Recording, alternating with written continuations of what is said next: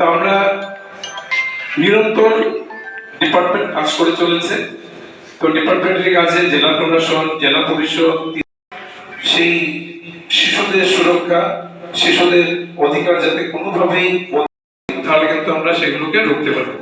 এবং তারই ফলশ্রুতিতে আমরা কিন্তু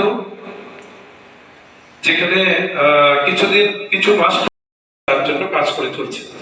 তাছাড়া প্রত্যেক ডিস্ট্রিক্টে আমাদের রয়েছে চাইল্ড ওয়েলফেয়ার কমিটি, ওনাদের কিন্তু সেই একটাই লক্ষ্য, শিশুদের স্টেট লেভেল ওয়ার্কশপ করছি স্টেক হোল্ডার্স ওরিয়েন্টেশন। এখানে বিভিন্ন পঞ্চায়েতের রিপ্রেজেন্টেটিভ আসছেন, বিভিন্ন এনজিও থেকে আসছেন, সামাজিক সংগঠন যারা চাইল্ডের ইস্যু নিয়ে কাজ করেন, তার বিভিন্ন commission, Tripura state commission for child rights, তারপর আমাদের চাইল্ড ওয়েলফেয়ার কমিশন, আবার বিভিন্ন ইউনিভার্সিটি যারা চাইল্ড ইস্যু নিয়ে কাজ করেন, চাইল্ড মেন্টাল হেলথ নিয়ে, সাইকোলজি ডিপার্টমেন্ট, সবাইকে নিয়ে একটা ওরিয়েন্টেশন করা হয়েছে। আজকে অলরেডি বাল্যবিবাহ মুক্ত ভারত একটা ক্যাম্পেইন সারা ভারতবর্ষে চলছে 31 মার্চ অবধি।